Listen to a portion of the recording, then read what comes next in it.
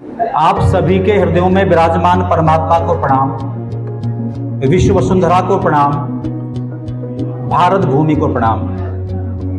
हमारे बीच यहाँ पर जो नवनिर्वाचित जनप्रतिनिधि हैं, उनके साथ ही साथ हमारे ही क्षेत्र के संत द्वय यहाँ विराजमान हैं और हम सब गौरवान्वित हैं उनकी उपस्थिति अपने बीच पाकर। मैं अति संक्षेप में उनका हल्का सा परिचय दे दूं, उसके उपरांत फिर मैं अपनी बात आप सबके समक्ष रखूंगा। हमारे बीच विराजमान है श्री शिव चैतन्य जी महाराज। आपका जन्म स्थान यहाँ पास में जो गांव ठठेवरा है, वहाँ आपका जन्म स्थान है और हम सबके लिए गौरव की बात है, आज जो हमारे देश में अग्रिम पंक्ति के संतों का नाम लिया जाता है, उनमें से आप एक हैं। जैसा कि कहा जाता है कि पिता के संस्कार पुत्र को मिलते हैं, ठीक वैसे ही गुरु के संस्कार उनके शिष्यों को मिलते हैं। तो मैं गौरवान्वित हुए कहते हुए धर्म सम्राट करपात्री जी जो महाराज थे, उनके शिष्य दंडी स्वामी श्री हंसानंद जी महाराज, उनसे आप दीक्षित हैं। आप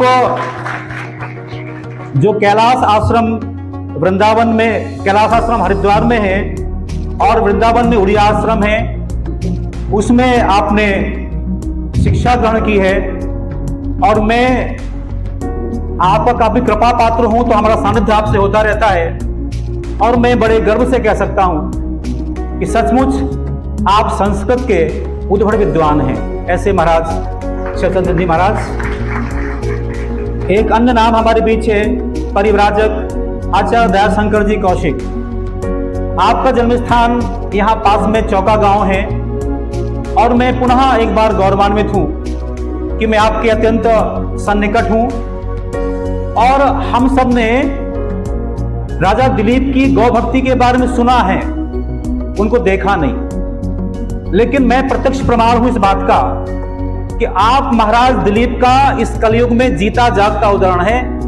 ये आपकी गौ भक्ति है और मैं ये बता दूं आपको, आपने लगभग 12 वर्षों तक 300 गौवंश की रक्षा तो नहीं कहूंगा, उनकी सेवा की है और वो भी अपने खुद के खर्चे पर, अपनी खुद की भूमि पर। और यदि जब कभी कोई वर्कर काम करने को नहीं आए तो महाराज जी वहां खुद कर जो गायों का गोबर और सारा कुछ सानी करते फिरे। आपको सुन के हैरानी होगी, ऐसे अनेक दिन बीते हैं कि गौ सेवा में आप सुबह से शाम को खाना आपको तैयार मिल पाया, दिन भर ऐसे भूखे रह गए आप। ये आपकी गौ भक्ति है। और एक बात और बता दूं आपको, ये एक आम आदमी हिम्मत नहीं कर सकता। एक हमारे क्षेत्र का एक बड़ा भारी आता था रावण, वह गायों की तस्करी करता था, उसने 400-500 गौवंश को अपने बाड़े में बंद करके रखा हुआ था। सिंगल महाराज जी, एक व्यक्ति वहां पहुंचते हैं, आदमी घबराता है कि हम जो डांस हम कैसे निपटेंगे उस सामने, पर महाराज जी वहां पहुंचते हैं, पुलिस को वहां बुलाते हैं और उसको जेल करवा देते हैं। ये महाराज जी का प्रभाव है। तो हम बहुत गौरवान्वित हैं इन दो महान संतों को अपने बीच पाकर के। ऐसी महान विभूतियां हमारे अपने बीच की हैं। इसके पश्चात जो आज जिस विषय को लेकर के मुझे यहाँ आमंत्रित किया गया है, आज इस बात की भला आवश्यकता क्या पड़ गई कि आज ब्राह्मण समाज को संगठित होना पड़ रहा है। जब भी कोई पूजा पाठ होता है उसमें सबकी जय होती है, साथ ही साथ कहते हैं सर्वेभ्यो ब्राह्मणेभ्यो नमः। माने जो समाज ब्राह्मणों को देवतुल्य मानता रहा हो, आज ऐसा कौन सा ऐसी परेशानी आ गई कि ब्राह्मणों को आज एक होने की बात करना पड़ रही है। यहां पर मुझे राष्ट्र कवि जो मैथिली जी गुप्त थे, उनकी पंक्तियां मुझे मैं दोहराता हूं। हम कौन थे, क्या हो गए, क्या होंगे अभी, आओ विचारें आज मिलकर यह समस्याएं सभी। हम इस हेतु यहां उपस्थित हुए हैं। मैं हल्का सा एक खाका देना चाहता हूं अपने इतिहास का। ये कितना दुर्भाग्य है, हमारे यहां बहुत बुद्धिजीवी लोग बैठे हुए हैं, जब एक गलत बात को हजारों बार दोहराया जाता है तो वह सत्य प्रतीत नहीं होती है, लोग सत्य मान लेते हैं उस बात को। जैसे ब्राह्मणों के बारे में कहते तो मांगने हैं, चुटकिया हैं, ये तो भिखारी हैं, ठीक बात है ना। और बहुत दुर्भाग्य से हम कहते हैं हाँ सच्ची बात है। आप मुझे बताइए, परम श्रद्धेय दीक्षित जी यहां विराजमान हैं, मैं समझता हूं आप भी हमारे नगर की बहुत बड़ी विभूति हैं। जितने राजवंश हुए हैं इस धरती पर आज तक के इतिहास में, ध्यान दीजिए, जितने राजवंश हुए हैं भारत के इतिहास में आज तक, उनमें से आधे राजा आप थे, फिर भी आप भिखारी बने रहे। यदि मैं झूठ बोल रहा हूं, आप गूगल को सर्च करिए अभी, और मेरी बात निकल जाए गलत तो मैं माफी मांगूंगा, मुर्गा बन जाऊंगा आपके सामने। माने आधे राजवंश आज तक जो हुए हैं उसमें से आधे ब्राह्मण रहे और आप भिखारी बने रहे, और जो आधे राजवंश क्षत्रिय रहे उनके गुरु कौन रहे? आप रहे, फिर आप भिखारी बने रहे। एक झूठ बात को बार बार दोहराया गया, बार बार दोहराया गया, हम भिखारी अपने आप को स्वीकार कर लिया हमने आपको। यहां पर जो हमारे इसमें संस्कृति हमारी है, भगवान वेद व्यास से लेकर शंकराचार्य तक, और न केवल शंकराचार्य, जो हमारी संस्कृति में चार महान आचार्य माने जाते हैं, प्रमुख आचार्य, शंकराचार्य, वल्लभाचार्य, रामानुजाचार्य, निम्बार्काचार्य, चारों कौन थे? अरे आप ही तो थे ना। अभी कुछ दिन पूर्व हमारे देश के यशस्वी प्रधानमंत्री जी ने रामानुजाचार्य का बहुत बड़ा आश्रम का उद्घाटन किया हुआ है। तो माने इतने सारे आपके पास सारी बातें थी, और मैं नाम यदि लूं फ्रीडम स्ट्रगल का, स्वतंत्रता संग्राम पढ़िए, मंगल पांडे से लेकर चंद्रशेखर आजाद तक कौन था जो अन्याय के खिलाफ लड़ा? वो आप थे। राजा राम मोहन राय से लेकर के स्वामी दयानंद तक कौन थे? वो आप थे। लड़े किसके लिए? इस समाज के लिए, इस हिंदू संस्कृति के लिए। मैं इतिहास की बात छोड़ता हूं, अभी जो वर्तमान की बात है। जब भारत आजाद हुआ, मैंने ये गूगल से सर्च किया हुआ है, मैं पढ़ा लिखा बहुत ज्यादा नहीं हूं, तो गूगल क्या कहती है? उत्तर प्रदेश और मध्य प्रदेश। मध्य प्रदेश के पहले मुख्यमंत्री बने पंडित रविशंकर जी शुक्ल, और इस प्रकार से लगातार छह बने ब्राह्मण मुख्यमंत्री मध्य प्रदेश में। सामान्य वर्ग के बने 9 मुख्यमंत्री, पर यदि कार्यकाल देखा जाए, एक व्यक्ति 3-3 बार मुख्यमंत्री बन गया। माने मैक्सिमम समय आजादी के बाद मध्य प्रदेश की बागडोर आपके हाथ में रही। और दूसरे वर्ग के मुख्यमंत्री कितने बने सामान्य को छोड़कर के? 3, उमा भारती, बाबूलाल गौर, शिवराज सिंह चौहान। ठीक यही हाल उत्तर प्रदेश का है। पहले कौन बने? पंडित गोविंद बल्लभ पंत से लेकर लगातार 7 आप बने। कार्यकाल कितना? More than half. पर सामान्य वर्ग के बने लगभग कितने? 7। 4 मुख्यमंत्री बने कोई नॉन सामान्य, कल्याण सिंह, मुलायम सिंह, अखिलेश और मायावती। अब जो बहुत मैं कड़वी बात बोलने वाला हूं, अटल बिहारी वाजपेयी हो सकता है भारत के इतिहास में अंतिम ब्राह्मण प्रधानमंत्री कहलाएं, हो सकता है भारत के इतिहास में अंतिम राष्ट्रपति प्रणब मुखर्जी कहलाएं। ताली मत ठोकिए, छाती ठोकिए, ये शर्म की बात है। यदि सबसे पहले पंडित रविशंकर शुक्ल को यहां का मुख्यमंत्री बनाया गया, इसलिए बनाया, ब्राह्मण थे, वो सर्वश्रेष्ठ इसलिए बनाया गया। आज हाल क्या हो गया है? किसके पास संख्या बल ज्यादा है वो मुख्यमंत्री बनेगा। इसी का परिणाम है कि हम संख्या बल में होने के बाद भी छिन्न भिन्न है सारे ब्राह्मण, इसलिए हम यहां इकट्ठे हुए हैं। मैं आपको 1-2 एग्जाम्पल के माध्यम से, हो सकता है कि आपकी सोई हुई आत्मा जाग जाए, कठिनाई है पर जाएगी, हो सकता है। अगली बात मैं करूं आपसे, यहां दो पार्टियां हैं प्रमुख रूप से, भाजपा और कांग्रेस। जो हमारे यहां लोग बैठे हैं वो दोनों पार्टियों के होंगे। दोनों काम करके सुन लीजिए आप लोग, आपकी भी आत्मा साथ डोल जाएगी। अभी 14 से पहले भाजपा के पार्लियामेंट बोर्ड में अटल बिहारी वाजपेयी, मुरली मनोहर जोशी, सुषमा स्वराज, अरुण जेटली, नितिन गडकरी, 11 में से 6 आप। कितने बचे अब आप? कितने बचे आज? कितने बचे? और जो बचे वो जीरो हैं, जो 2 बचे ना वो यस मैन बने हैं। ध्यान रखिए, कांग्रेस का नाम है शिरोमणि सिंह, आधे आप थे। आज कितने बचे? गिनती के नहीं है वहां पे कोई। माने इतना पतन, इतना पतन, इतना पतन आपका। हम आज भी सोए हुए हैं, हम कब जागेंगे? अगली बात, जहां पर छाती अड़ाने की बात आई, खड़ा कर दो ब्राह्मण को। मैं इसलिए बात कर रहा हूं, लोग कहते हैं साहब कि अब जातिवाद की बात मत करो, ये बेवकूफी की बातें कर रहे हो। भारतवर्ष को आजाद हुए 70 वर्ष से ज्यादा हो गए, 75 वर्ष हो गए। क्या कोई किसी को भेदभाव का? पढ़ने मत जाइए। मैं पुनः कहता हूं, माने भाजपा 100 पाप कर्म करे, डिफेंड कौन करेगा? सुधांशु त्रिवेदी। डिफेंड कौन करेगा? संबित पात्रा।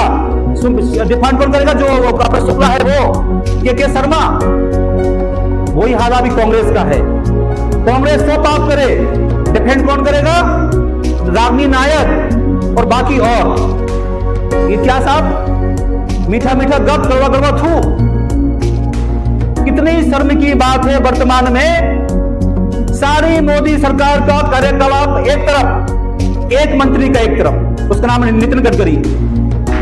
उसे क्या कर दिया आपने? आजादी के बाद हमने कभी कल्पना भी नहीं की थी कैसे प्यारे प्यारे रोड हमें देखने को मिलेंगे, वो मिल रहे हैं। माने वही क्या, इसके तो कोई मंत्री नहीं हुए क्या? मंत्री हुए इसके पहले, पर एक सुयोग्य व्यक्ति मंत्री बनता है तो यह चमत्कार होता है। उसका हाल क्या देखा आपने? उसने पहले उसे मक्खी की तरह से फेंक दिया गया। हम चुप रहे, मौन रहे। हम जब अन्याय का विरोध नहीं करते, अपने पतन का आमंत्रण देते हैं। एक था मंगल पांडे, लगा गलत तो गलत। हम एक और कहते हैं हमारी आत्मा क्या है? अजर अमर है। फिर हम घबराते क्यों हैं भैया? आप मुझे बताइए, भारतवर्ष के सारे राजनीतिक दल उसके पाप के भागी हैं। ऐसा महापाप जिसका आज तक कोई प्रायश्चित ना हो सकता है ना होगा, उसका नाम है आरक्षण। आज हमारे ब्राह्मण समाज के 99% लाने वाले बच्चे सड़क पर घूमते हैं। अन्य समाज के मैं मूर्ख तो नहीं कहूंगा, पर बिना पढ़े लिखे लोग आगे बढ़ जाते हैं और आपको हंसी आएगी। अपने देश का, इस भारतवर्ष का होने पर शर्म आएगी। यहां ऐसी नियुक्तियां भी हुई हैं जिनके नंबर थे माइनस में।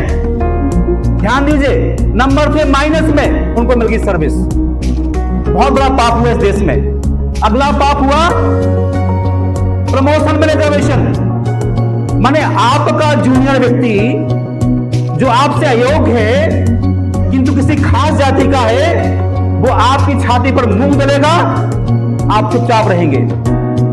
एक और महापाप जो हमने किया अभी कुछ दिन पहले, सारे पार्टियों ने, एक की बात नहीं कर रहा हूं, उसका नाम है SC/ST एक्ट। उसको लेकर स्वर्गीय जी बैठे ने खूब लड़ाई लड़ी है।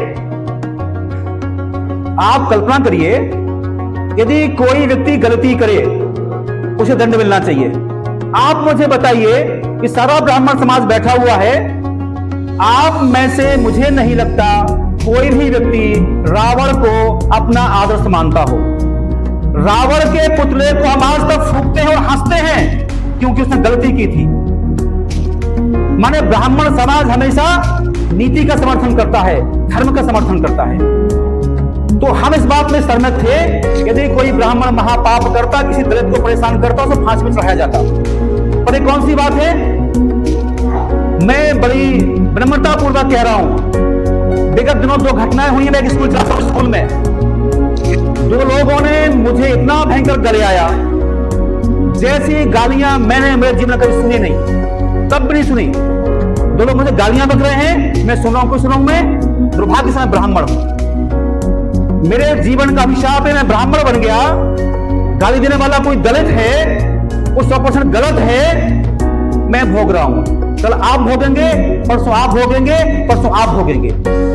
मैं आपसे विनती करने आया हूं यहां पर, जो हमारे जनप्रतिनिधि चुने गए हैं, शायद आजादी के बाद ये पहला अवसर है, जिला पंचायत अध्यक्ष ब्राह्मण, जनपद अध्यक्ष ब्राह्मण, नगर का अध्यक्ष ब्राह्मण, नगर का उपाध्यक्ष ब्राह्मण, 5-5 पार्षद। माने जनता जनार्दन ने आपको आशीर्वाद दिया है। कब दिया है आशीर्वाद आपको? जब आपने जनता की सेवा की है।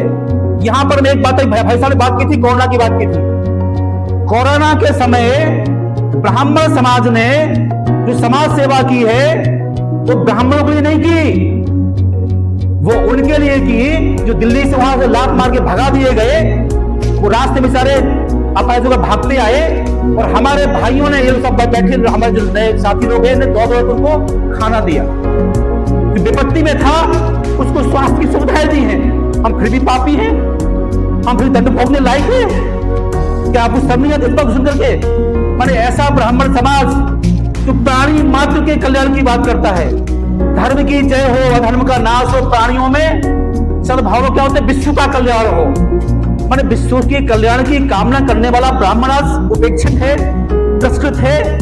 मैं आज विनती करता हूं, ये परम सौभाग्य हमारे जिले का, हमारे पास सारे जो प्रमुख पद है वो आपके पास है। मैं आपसे विनती करता हूं, यदि कोई ब्राह्मण गलती करके आए, आप उसका साथ दें ना दें, आप स्वतंत्र हैं।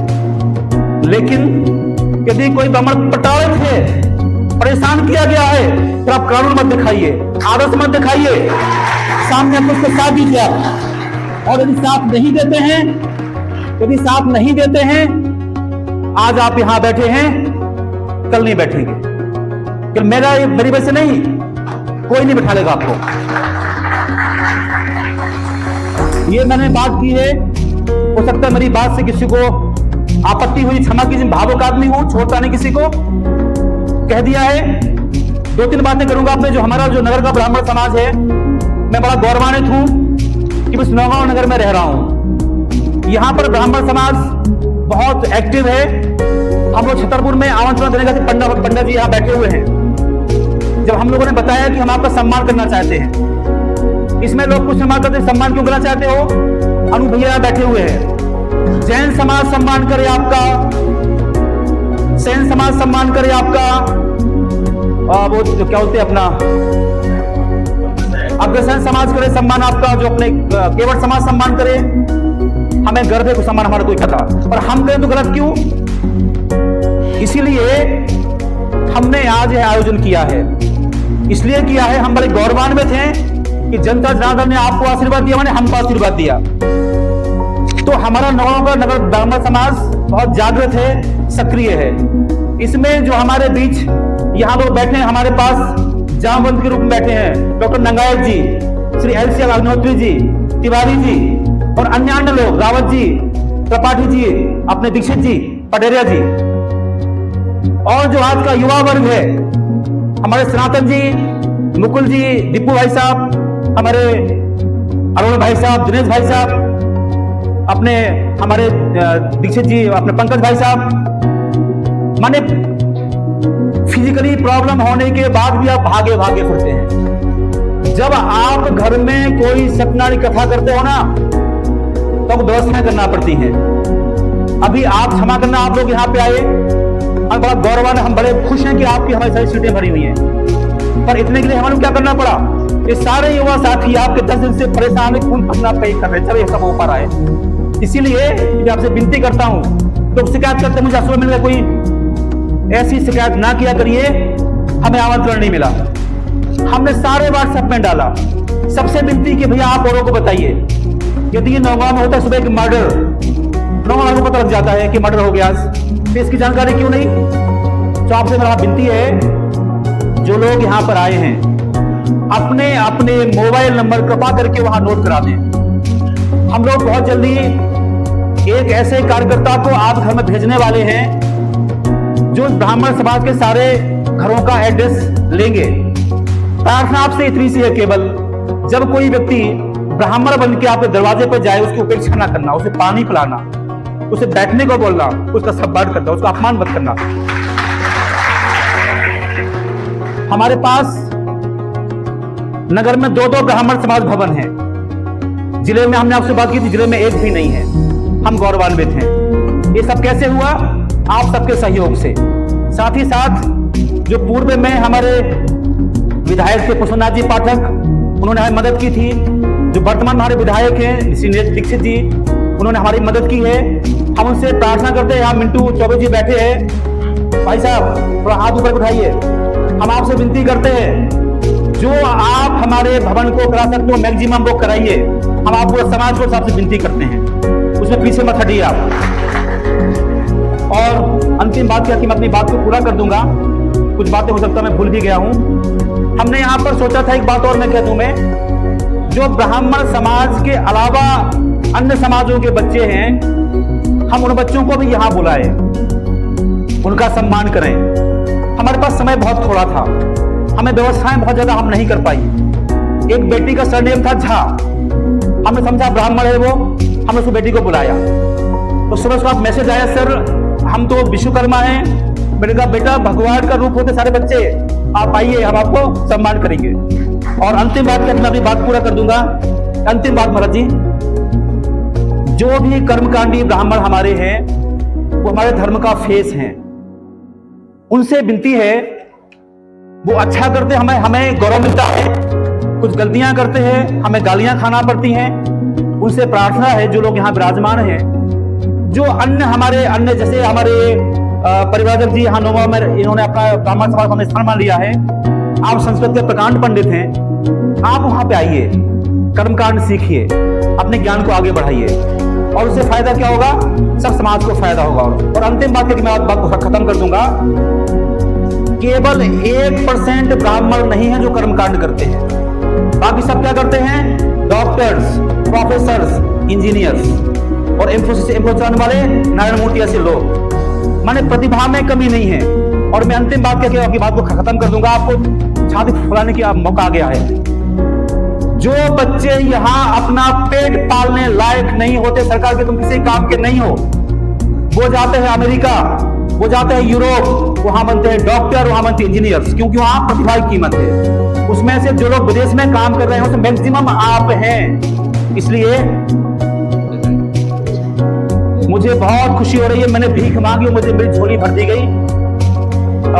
हमारे जो विधायक जी हैं उनकी ओर से 2 लाख रुपए ब्राह्मण समाज को दी गई है। हम भगवान से प्रार्थना करते हैं कि हमारे क्षेत्र का हमेशा प्रतिनिधित्व करे। ओम शांति थी।